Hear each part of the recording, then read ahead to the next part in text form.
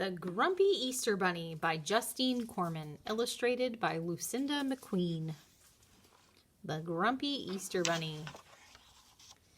Deep in the forest on the night before Easter, the bunnies danced under the moon. They were all as happy as, well, Easter bunnies, except for one grumpy bunny named Hopper. After the bunnies had finished dancing, Sir Byron, the great hare, told them, "You are the messengers of spring. Go now and spread love and joy." Hopper kicked a stone and grumbled, "Joy and love? Ha! I dislike that mushy stuff." As he waited in line for his wheelbarrow full of Easter treats, Hopper grew even grumpier. What was the point of making treats all year and then running your paws off to hide them for someone else to find? While the other bunnies gladly began their rounds, Hopper dragged his already tired feet. Hopper gazed at the heap of chocolate bunnies, marshmallow chicks, caramels, raspberry creams, and other delights. "I wish all these treats were mine," he thought hungrily. Then his ears flew up with a wicked idea. "They could be mine," he said.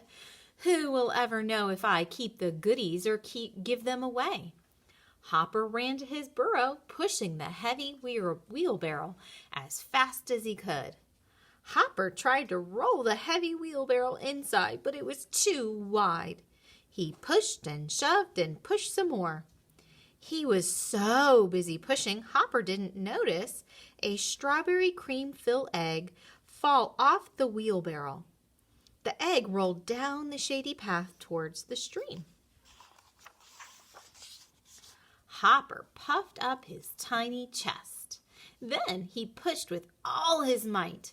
The wheelbarrow lurched forward, and Grumpy Bunny fell flat on his face. "That was almost as hard as delivering the treats," Hopper complained. But at last the goodies were inside. Hopper ran his paws through the mountain of candy. He juggled jelly beans and made marshmallow nests for the chocolate eggs.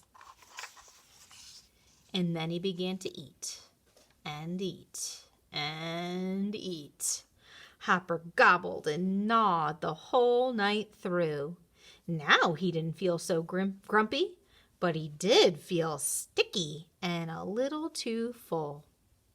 Finally, he decided to go to the stream to get a nice cool drink.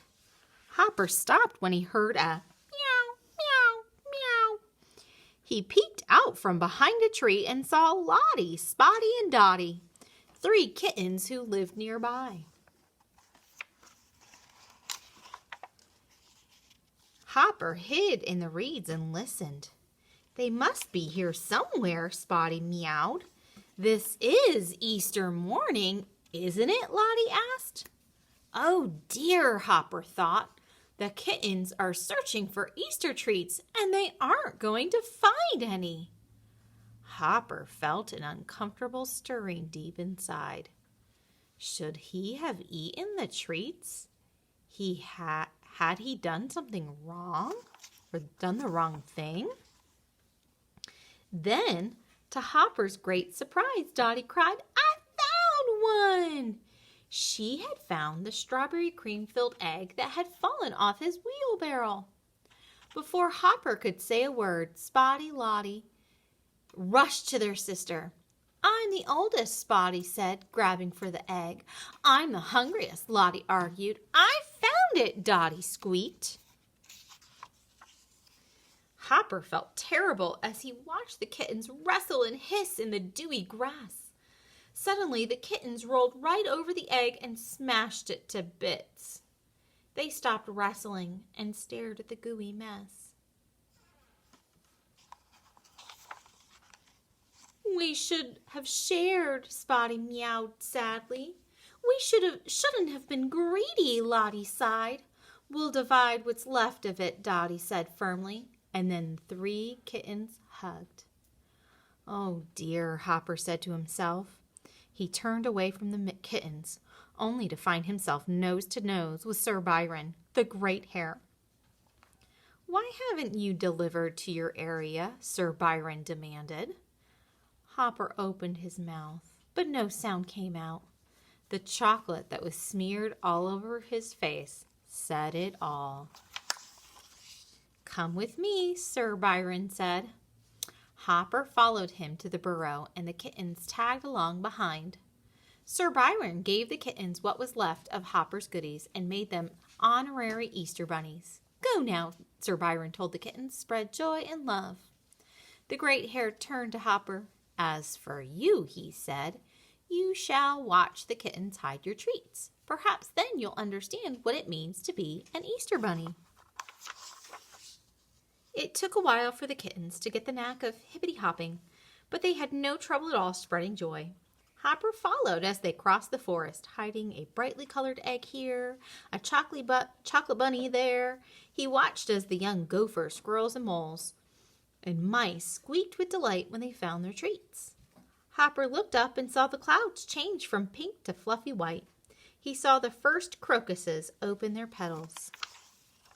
Hopper felt a lump in his throat. He'd always just worked his route, then gone home to soak his sore paws.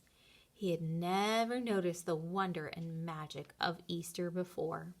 It made him feel happy inside. Just then, Sir Byron appeared at his side. What do you think about Easter now, Hopper?